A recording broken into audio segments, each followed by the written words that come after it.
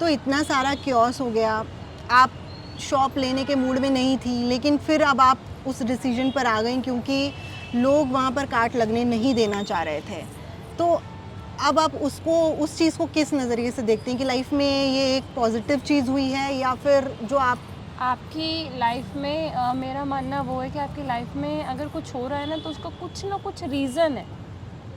और अगर इसका श्रेय खैर दीदी को ही जाता है कि अगर वो नहीं करते, सारी चीज़ें नहीं होती तो शायद आज मैं यहाँ नहीं होती।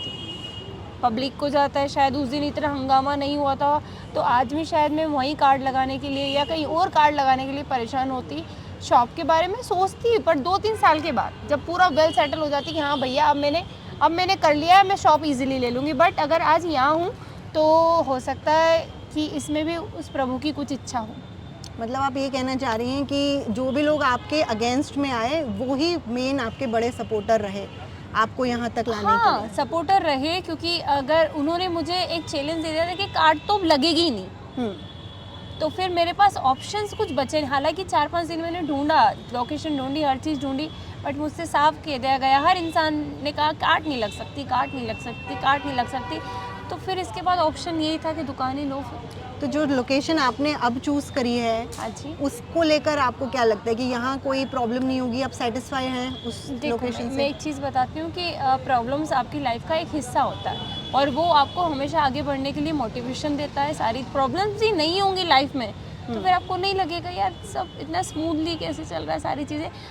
4 बर्तन होते हैं तो घर में वो खड़कना स्टार्ट हो जाते हैं। तो हमारा तो इंडिया में इतने सारे लोग रह रहे हैं, हम एक ही धरती पे एक ही जगह में, तो होता रहता है, सारी चीज़ें होती रहती है। बट मुश्किलें आएंगी, बट मालिक से यही करती हूँ दुआ कि बस वो अपनी बेटी को इतनी हिम्मत दे कि हर चीज़ फेस कर ले। अब आपको वड़ा पाव गर्ल तो कहते ही हैं, वड़ा पाव क्वीन, लेकिन अब एक और टैग आपके साथ जुड़ गया है, कंट्रोवर्सी। मतलब आप जहाँ जाती हैं कंट्रोवर्सी आपके साथ चलती है। अच्छा चलो एक चीज़ पूछती हूँ। मैं 2 सालों से अपना वड़ा पाव स्टॉल लगा रही थी केशव महाविद्यालय के बाहर, वहाँ कंट्रोवर्सी क्यों नहीं हुई? तब तक आप शायद पॉपुलर नहीं हुई थी। तो फिर ये कहिए ना कि पॉपुलर होने के बाद की लाइफ में कंट्रोवर्सी आती है।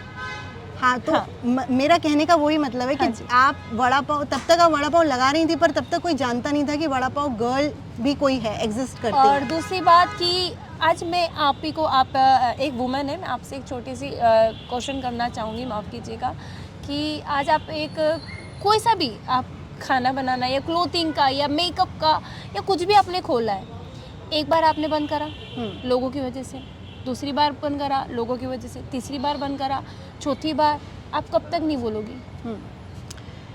ऑब्वियसली जो जिस सिचुएशन में आप रही हैं वो मैं मानती हूँ कि कंट्रोवर्सीज क्रिएट कर जाती हैं। और होता है यार, अपने हक, कंट्रोवर्सी नहीं होती अगर किसी ने अपने राइट्स के लिए, अपने हक के लिए बोल दिया कि यार गलत क्या कर रहे हो, इसका मतलब ये नहीं है कि वो लड़ाई झगड़े के मुद्दे बन गए, वो कंट्रोवर्सी हो गई, वो राजनीति के, ये मेरा तो भी राजनीति मुद्दा भी बना दिया गया है। राजनीति मुद्दे, मेरा तो बस यही था कि भैया चल रहा है, रोजी रोटी चल रही है, किसी को क्या दिक्कत हो रही है, लोग आते हैं, खाते हैं, जाते हैं। अब राजनीति की आपने बात करी, कुछ दिन पहले आपके ऊपर एलिगेशंस भी लगे कि आपने सबकी कार्ड हटवा दी।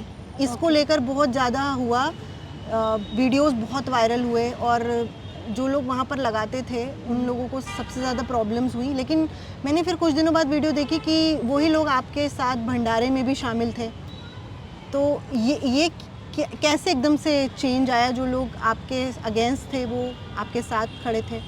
जो अगेंस्ट है, जिनको लगा, देखो मैं एक चीज़ बता देती हूँ, आज मैं कुछ भी किसी भी इंसान के लिए खिलाफ बोल दूँ, भैया ये गलत है, सारी चीज़ें हैं, आपको मैंने बहला दिया, आपके दिमाग में 10 चीज़ें डाल दी, आपको उसकी सच्चाई नहीं बताई, आपको सिर्फ मैं और आपको एक चीज़ बताई कि हाँ उसने ऐसा किया है, आपने जानना नहीं चाहा कि उसने क्या किया है। जब जिस दिन आप ही ने वीडियो बनाया था मेरा वो बेसन वाला, जिस दिन रात में सभी लोग देखने आए थे, देखा कि भैया पूरा ऐसा नहीं कि छोटी सी तपेली में वो कर दिया दिखावे के लिए, सब कुछ रेडी था। फिर उन्होंने बोला कि माफ़ी, हमको नहीं पता था ये सब है, और कार्ड भी 4-5 लोग ऐसे थे जिन्होंने वापस कार्ड को रिटर्न करा।